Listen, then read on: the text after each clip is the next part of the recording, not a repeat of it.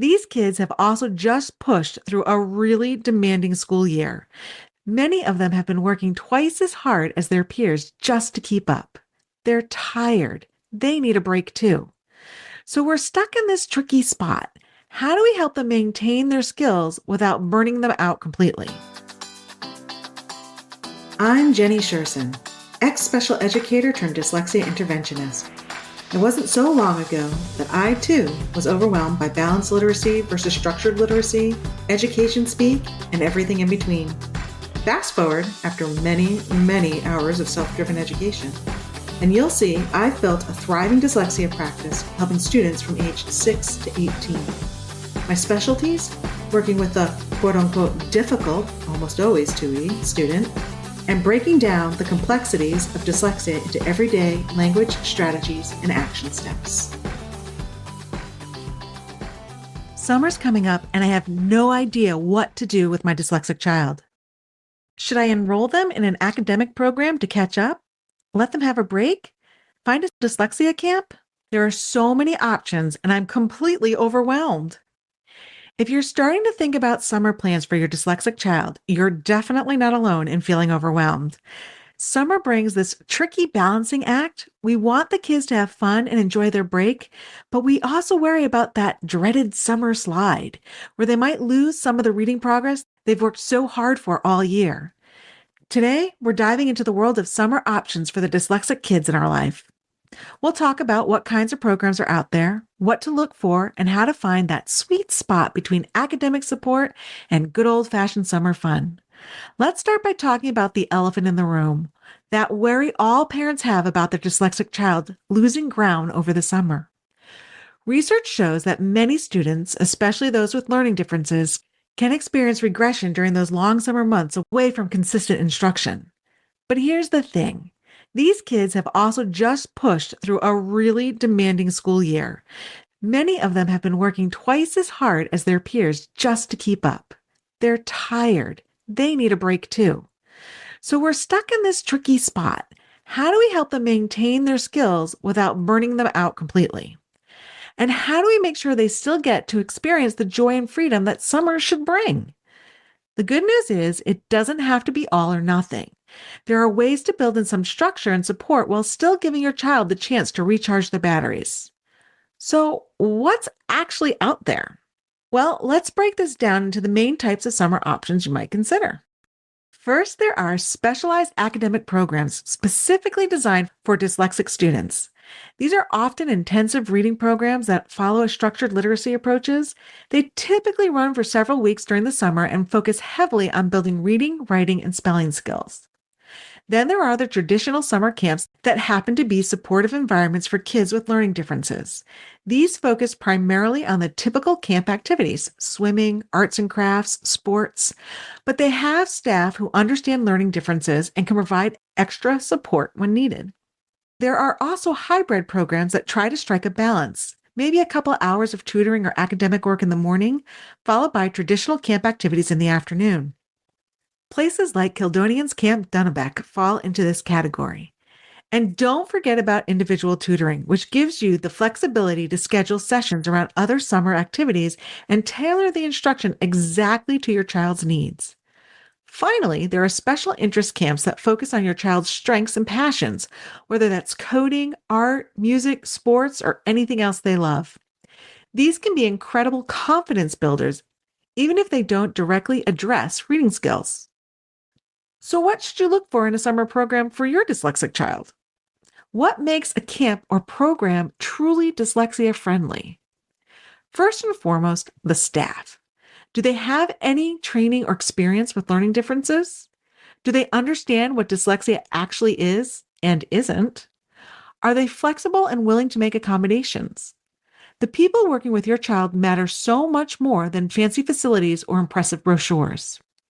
Next, consider the structure and expectations. Programs that build in predictable routines tend to work well for many dyslexic kids, but watch out for programs with heavy reading requirements or lots of written instructions without support. The size of the program matters too.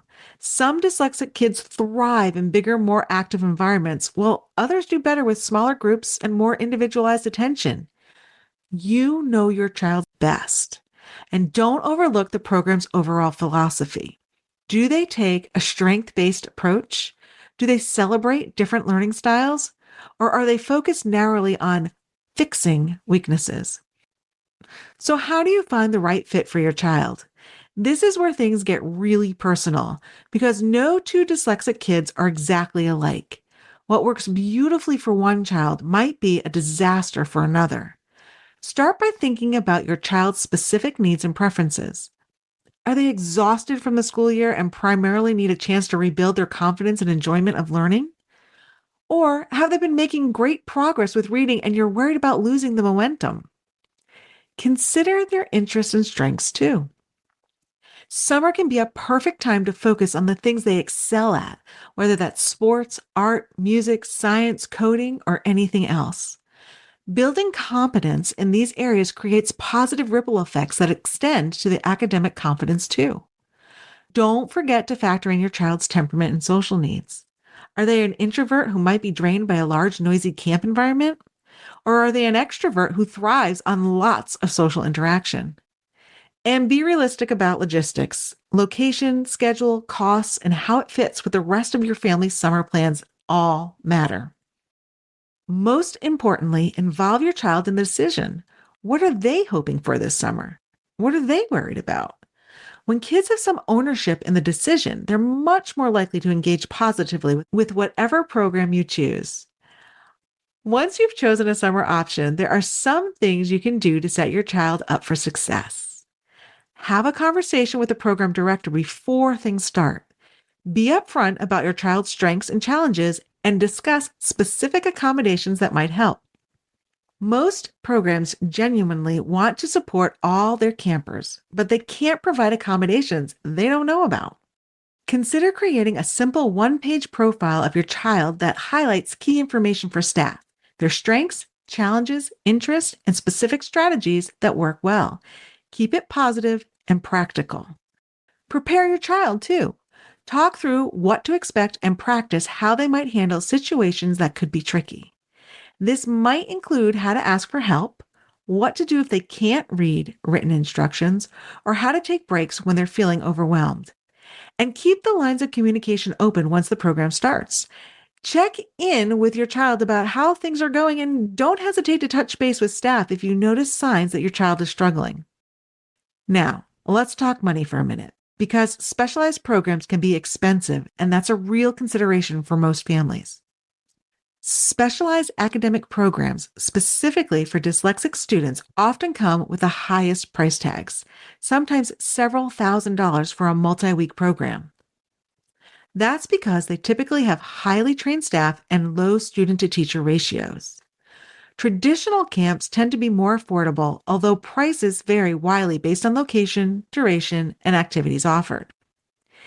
Individual tutoring costs depend on the tutor's qualifications and your location, but expect to pay anywhere from $75 to $150 per hour for a qualified Orton Gillingham tutor. If cost is a major constraint, know that there are options. Many programs offer financial aid or sliding scale fees. Some educational therapy services might be covered partially by insurance or flexible spending accounts. And don't overlook free resources like library summer reading programs, which often include accommodations for kids with reading difficulties. Whatever summer option you choose, keep in mind that summer should feel like summer. Even if your child is participating in an academic program, make sure they have plenty of time for unstructured play, outdoor activities, and just being a kid. For maintaining reading skills specifically, consistency matters more than quantity.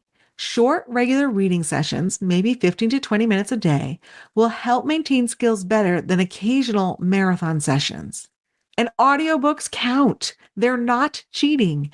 They're an excellent way to develop vocabulary, comprehension, and a love of stories. Let your child listen to audiobooks above their reading level, but at their interest and comprehension level. Look for natural, low-pressure ways to incorporate reading and writing into summer activities. Maybe they can read the recipe for a cooking project, write postcards to friends, or look up information about places you're visiting. And remember that many summer activities build important skills even if they don't look like reading instruction. Board games develop executive function skills. Sports build sequencing and procedural memory. Arts and crafts strengthen fine motor skills, all of which support reading development indirectly. Finding the right summer balance for your dyslexic child isn't easy, but with some thoughtful planning, you can create a summer that both maintains their skills and gives them the chance to recharge, build confidence, and just have fun being a kid. Remember, you know your child best. Trust your instincts about what they need most this summer, whether that's intensive reading support, a chance to shine in their areas of strength, or some combination of both. With the right support, your child can have a summer that's both fun and builds their confidence as a learner. We'd love to hear about your summer plans and ways if you've managed this in the past. Until next time, bye-bye. I hope you enjoyed this episode of Literacy Untangled. If you loved this episode as much as I did, head on over and rate and subscribe so you never miss an episode. If you want to continue the conversation or share your takeaways, head on over to our Instagram at Literacy Untangled and comment on your favorite part. I can't wait to hang out with you again soon. Bye!